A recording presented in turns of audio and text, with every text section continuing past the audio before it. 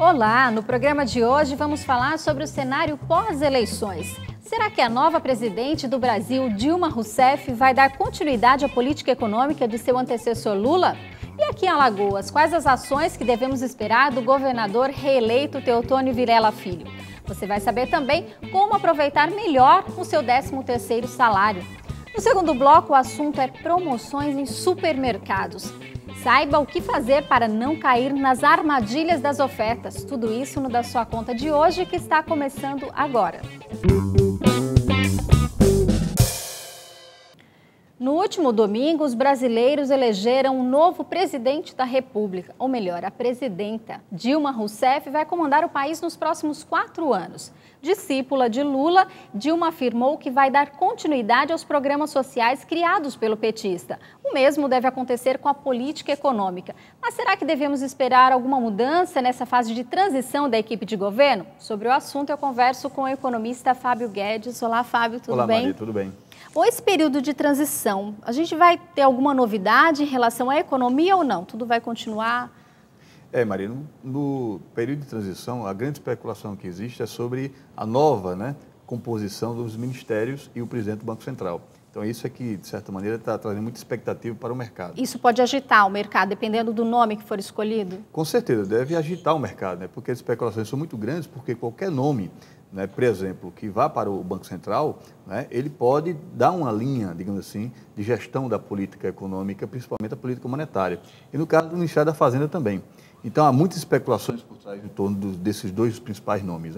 Agora, eu acredito que em termos de política econômica, o que a próxima presidenta possa, digamos, efetivar serão atuações muito fortes no aumento do grau de investimento no Brasil e também o enfrentamento dessa nova, digamos assim, essa nova mini-crise internacional, que é uma competição muito grande em torno da desvalorização do dólar americano. Em seu discurso, ela falou também em diminuição, redução de gastos públicos. Ela deve atacar isso, então? Porque, veja, nesse caso, o gasto público aumentou no Brasil porque houve uma recomposição do Estado brasileiro, que tinha sido, de certa forma, destruído pelos anos da política neoliberal, principalmente do governo anterior.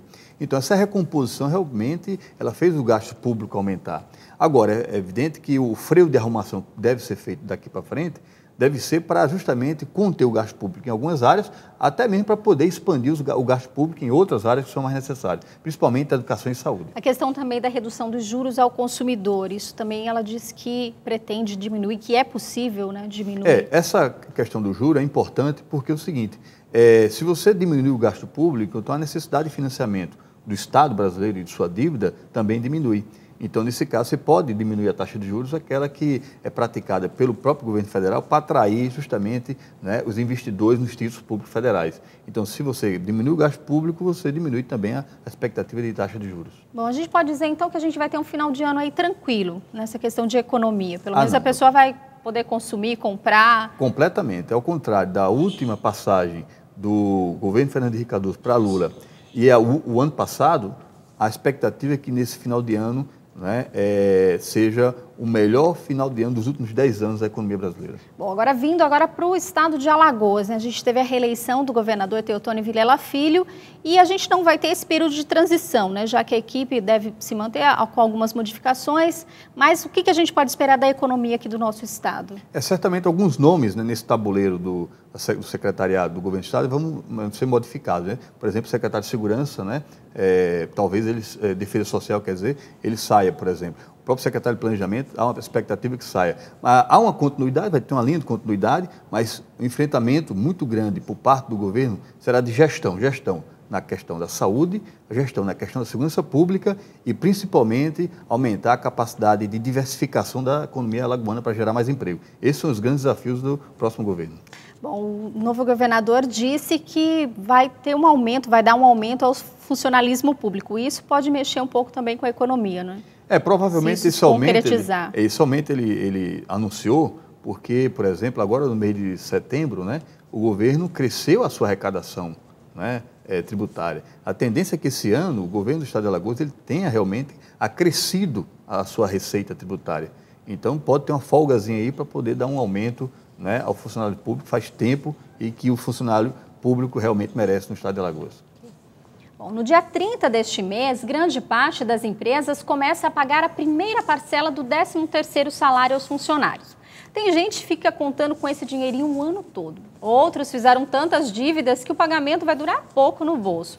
Mas para quem ainda não comprometeu esse dinheiro extra, dá para fazer um bom uso dele. Fábio, qual é a melhor maneira de aproveitar? É guardar, fazer uma poupança? A melhor maneira de aproveitar, Maria, o 13º é pagar a sua dívida, principalmente dívidas de curto prazo. Aquelas dívidas principalmente com cartão de crédito e principalmente cheque especial também. Então, dívidas de curto prazo que tem um juro muito elevado. Então, se você não tem dívida, essas duas modalidades, cartão de crédito e cheque especial, né, você pode, por exemplo, fazer uma poupança. Como em Alagoas, 50% da população, né, ela ganha de 1 a 3 salários mínimos, então é evidente que o 13º salário não é muita coisa. Provavelmente vai melhorar um pouco o Natal das pessoas. Mas aqueles que ganham acima de 5, principalmente 10 salários mínimos, pode até fazer uma aplicação financeira, por exemplo, uma renda fixa, se não tiver dívida. Quer dizer, dá para pouca coisa, só incrementar a ceia ou comprar um presentinho extra, né? Caso, né, tenha que gastar ou fique vislumbrado aí com os apelos do consumo, do marketing, das vendas no final de ano. Se não, guarda para poder gastar no começo do ano que vem aí. Ou pagar as contas, né? Material escolar, vem aí com o nome IPTU e vem também matrícula escolar. Então, reserva um pouquinho para gastar no final no começo do ano que vem. Tá, então a dica. E no próximo bloco a gente vai falar sobre de que forma os supermercados apostam nas ofertas para atrair o consumidor. E o que fazer na hora da compra para confirmar se os produtos estão realmente com desconto. A gente volta daqui a pouquinho. Até já!